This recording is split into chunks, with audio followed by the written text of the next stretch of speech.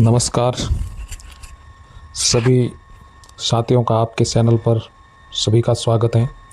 तो आज शुरुआत करते हैं हमारा राजस्थान भाग 2 41 डिस्ट्रिक्ट के अनुसार है। इसका जो पहला अध्याय है उसका नाम है वन एवं वन्य जीव संरक्षण। तो शुरुआत करते हैं लेसन की। कक्षा में आज एक नई विद्यार्थी का आगमन हुआ। सभी विद्यार्थी उसके बारे में जानने के लिए उत्सुक थे। शिक्षक ने कहा, कक्षा में आकर नए विद्यार्थी से पूछा, उसका नाम पूछा और सत्र के मध्य में प्रवेश का कारण पूछा। तो विद्यार्थी ने बताया, मेरा नाम ईशान है और मेरे पिता वन विभाग में कार्यरत हैं और इनका जो स्थानांतरण है मेरे पिता का वो भरतपुर से स्थानांतरण हुआ है और वे केवलादेव घना राष्ट्रीय पक्षी उद्यान में कार्यरत थे। तो यहाँ से एक प्रश्न बनता है कि केवलादेव घना राष्ट्रीय पक्षी उद्यान किस जिले में स्थित है? तो वो भरतपुर में। शिक्षक ने कक्षा में बताया, इस पक्षी उद्यान में साइबेरियन क्रेन, बगुला, बया, कोयल, बटेर जैसे अनेक पक्षी पाए जाते हैं। वन्य जीवों और पक्षियों के आवास हेतु वन महत्वपूर्ण होते हैं। अब है वनों का महत्व।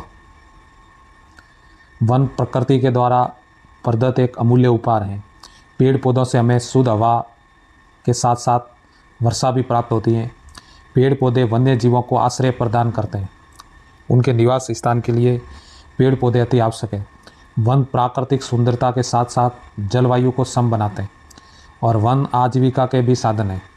वनों का आर्थिक महत्व उनसे प्राप्त होने वाले उत्पादन से होता है। राजस्थान से जो इमारती लकड़ी, ईंधन की लकड़ी, तेंदुपत्ता, बांस, गोंद, खस, कई प्रकार की औषधियाँ हमें वनों से प्राप्त होती हैं। वनों के प्रकार। राजस्थान राज्य के कुल क्षेत्रफल का लगभग 10वां भाग वन क्षेत्र है। ये इंपॉर्टेंट है कि प्रश्न आ सकता है कि राजस्थान राज्य के कुल क्षेत्रफल का कितना भाग वन क्षेत्र है? तो 10वां भाग। और राज्य में जो सर्वाधिक वन क्षेत्र हैं वो उदयपुर जिले का है और सबसे कम वन क्षेत्र है चूरू जिले में। और वनों को प्रशासनिक आधार पर 3 भागों में बांटा गया है। पहला है आरक्षित वन। आरक्षित वन की विशेषता ये है कि ये इस पर सरकार का नियंत्रण होता है और ये पर्यावरण की दृष्टि से महत्वपूर्ण है। और सरकारी नियंत्रण होने के कारण यहाँ पर पशु सराहने, लकड़ी काटने पर पूर्ण प्रतिबंध होता है और ये कुल वन क्षेत्र के 1/3 से अधिक भाग पर पाए जाते हैं। सुरक्षित वन दूसरा प्रकार है। ये भी सरकार के नियंत्रण में होते हैं और कुछ नियमों के साथ इस क्षेत्र में लकड़ी काटने और पशु सराहने की अनुमति दी जाती है। इस प्रकार के जो वन हैं कुल क्षेत्र के आधे से अधिक क्षेत्र पर ये फैले हुए हैं। अवर्गीकृत वन। इस श्रेणी के वन में पशु सराहने व लकड़ी काटने पर किसी तरह का कोई प्रतिबंध नहीं होता है। तो ये 3 प्रकार के वन थे। अब भौगोलिक दृष्टि से वनों का वर्गीकरण किस प्रकार किया गया है उसके बारे में हम समझते हैं। अरावली पर्वतमाला राजस्थान को पूर्वी और पश्चिमी 2 भागों में विभक्त करती है। ये लाइन बहुत महत्वपूर्ण है कि अरावली जो पर्वतमाला है वो राजस्थान को पूर्वी और पश्चिमी 2 भागों में विभक्त करती है। और धरातलीय स्वरूप, जलवायु, वर्षा की मात्रा और मिट्टियों की जो भिन्नताएं वनस्पति को ये प्रभावित करने वाले प्रमुख कारक हैं। तो प्रश्न आ सकता है कि वनस्पति को प्रभावित करने वाले कारक निम्न में से नहीं है। ऐसे 3 ऑप्शन देके एक नहीं दे सकता है। राजस्थान में भौगोलिक दृष्टि से 3 प्रकार के वन पाए जाते हैं। पहला है उष्णकटिबंधीय कटीले वन। ये वन राजस्थान के शुष्क और अर्ध शुष्क भागों में पाए जाते हैं और उत्तरी पश्चिमी राजस्थान के बीकानेर, चूरू, जैसलमेर, बाड़मेर, बालोतरा, नागौर, डीडवाना, कुंचामन, जोधपुर, फलोदी, सीकर, झुंझुनू आदि जिलों में ये पाए जाते हैं। इन वनों में झाड़ियाँ व कटीले वृक्ष भी पाए जाते हैं। और उष्णकटिबंधीय कटीले वन में मुख्य रूप से रोइडा, खेजड़ी, धोकड़ा, बेर, बबूल, कैर और नीम आदि इस मरुस्थलीय वनस्पति को मरुदभिद भी कहा जाता है। और राजस्थान का जो राज्य वृक्ष है उसका नाम है खेजड़ी। और इसकी जो विशेषताएं हैं कटीले वनों की उष्णकटिबंधीय, इसका यहाँ तापमान अधिक और वर्षा कम होती है। इस क्षेत्र में वृक्षों की जो पत्तियाँ है वो छोटी होती है, इसके कारण वाष्पीकरण कम होता है। पेड़ों की जड़ें इसमें गहरी होती हैं और ये ज़मीन से काफ़ी नीचे से पानी प्राप्त कर सकते हैं।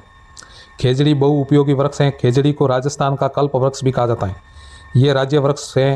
रोइडा राजस्थान का राज्य पुष्प है। सेवण अत्यंत पौष्टिक घास है जो जैसलमेर में पाई जाती है। दूसरा है उष्णकटिबंधीय शुष्क पतझड़ वन। इन वनों को मानसूनी वन भी कहते हैं।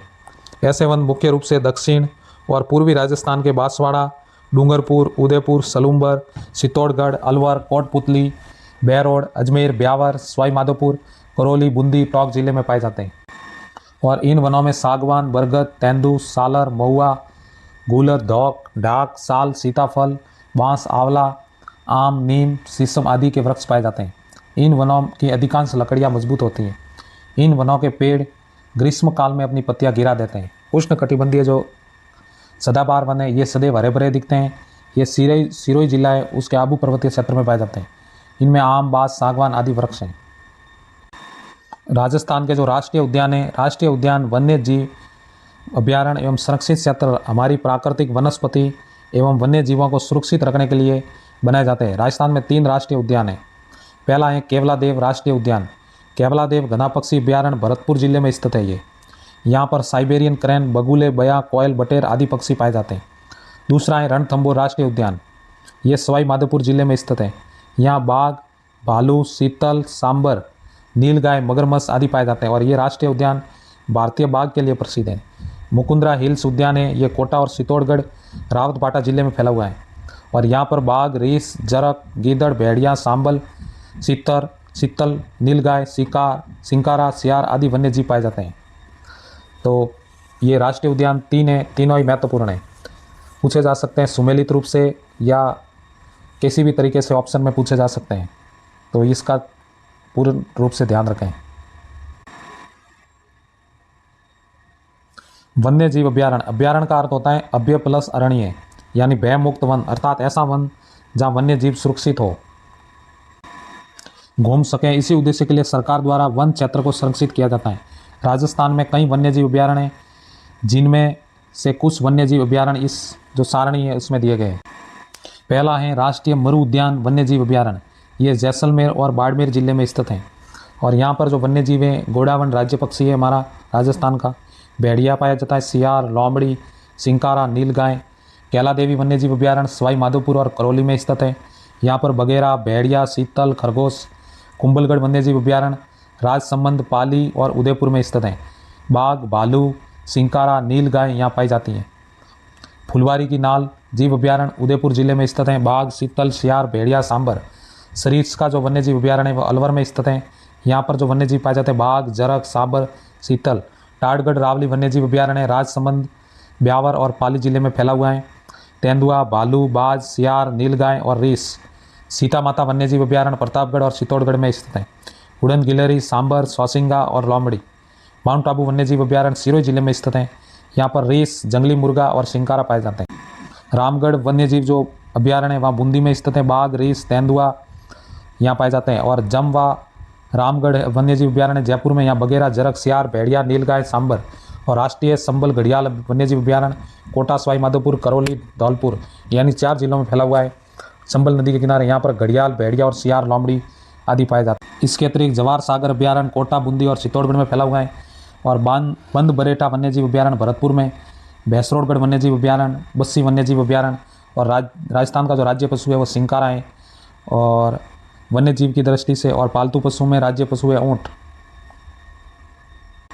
सवाई मानसिंह वन्यजीव अभ्यारण्य सवाई माधोपुर वन्यजीव अभ्यारण्य सवाई माधोपुर में स्थित है। वन विहार वन्यजीव अभ्यारण्य, राम सागर वन्यजीव अभ्यारण्य, केसरबाग वन्यजीव अभ्यारण्य ये धौलपुर में स्थित है। जयसमंद वन्यजीव अभ्यारण्य सलूम्बर में। सज्जनगढ़ वन्यजीव अभ्यारण्य उदयपुर में। नारगढ़ वन्यजीव अभ्यारण्य जयपुर में। शेरगढ़ वन्यजीव अभ्यारण्य बारा में। और ताल सापर वन्यजीव अभ्यारण्य चूरू में स्थित है। और राजस्थान में रणथंभौर, सरिस्का, मुकुंदरा हिल्स, रामगढ़ विषधारी, धौलपुर करौली बाघ संरक्षण परियोजनाएं यहाँ प्रचलित हैं। और केवलादेव राष्ट्रीय उद्यान, सांबर झील, मैनार और खीसन वेटलैंड स्थित हैं। वेटलैंड है केवलादेव राष्ट्रीय उद्यान और मैनार झील और खीसन वेटलैंड जहाँ प्रवासी पक्षी आते हैं। और वन्यजीव श्रेणी में सिंकारा और पालतू में पशु श्रेणी में है ऊँट राज्य पशु राजस्थान का। वन संरक्षण, राष्ट्रीय वन नीति 1952 के अनुसार कुल भूभाग पर 33% वन क्षेत्र होना चाहिए। राजस्थान राज्य की नई वन नीति 2023 में राज्य के संपूर्ण भूभाग पर 20% को आगामी 2 दशक में वर्षातीत करने का लक्ष्य रखा गया है ताकि पारिस्थितिकी पर्यावरण में संतुलन बना रहे। राजस्थान में वन क्षेत्र लगभग 10% है। वनों की अंधाधुंध कटाई जागरूकता के अभाव में कारण राजस्थान में आरक्षित वन क्षेत्र जो क्षेत्रफल है वो समय के साथ कम हुआ है और हमारा कर्तव्य है कि हम ज़्यादा से ज़्यादा पेड़ पौधे लगाएं। वन संरक्षण के उद्देश्य से राज्य सरकार अनेक संस्थाओं जनमानस में जागरूकता हेतु अभियान चला रही है और जोधपुर में केंद्रीय शुष्क क्षेत्र अनुसंधान संस्थान काजरी स्थित है और शुष्क वन अनुसंधान संस्थान आपरे भी स्थित है। इन संस्थान का उद्देश्य शुष्क और अर्ध शुष्क क्षेत्रों में वनों एवं वन्य जीवों के विकास हेतु अनुसंधान करना। वर्तमान में राज्य सरकार द्वारा वृक्षारोपण के लिए हरियालो राजस्थान कार्यक्रम चलाया जा रहा है।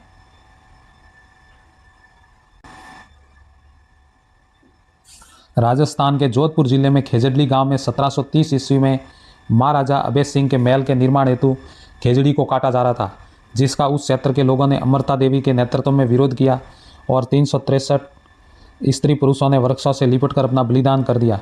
इस घटना की स्मृति में एक मृग उपवन स्थापित किया गया है। खेजड़ी गांव में प्रतिवर्ष भाद्रपद शुक्ल दशमी को विश्व का एकमात्र वृक्ष मेला लगता है। इस लेसन की जो शब्दावली है, वाष्पीकरण, तापमान अधिक होने पर जल का भाप बनकर उड़ जाना, अभ्यारण्य का अर्थ है पशु पक्षी विहार हेतु सुरक्षित वन क्षेत्र, सदाबहार वन है, सदा हरा भरा रहने वाला। तो ये लेसन आज कंप्लीट हुआ। इसके कुछ महत्वपूर्ण अभ्यास प्रश्न है वो देख लेते हैं हम। राजस्थान का जो राज्य पक्षी है उसका नाम है घोड़ा वन और राजस्थान में सदाबहार वन पाए जाते हैं माउंट आबू में। राजस्थान का जो कल्प वृक्ष है वो है खेजड़ी।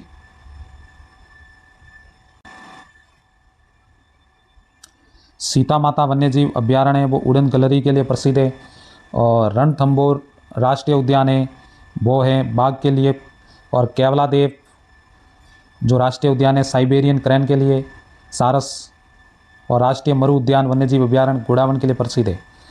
तो ये आज का जो हमारा राजस्थान भाग 2 है उसका जो फर्स्ट लेसन है कंप्लीट हुआ। कल मिलते हैं सेकंड लेसन में। तब तक के लिए धन्यवाद। चैनल को सब्सक्राइब कर देवें, लाइक कमेंट कर देवें और ज़्यादा से ज़्यादा अपने मित्रों और साथियों के साथ शेयर करें। धन्यवाद। जय हिंद, जय भारत।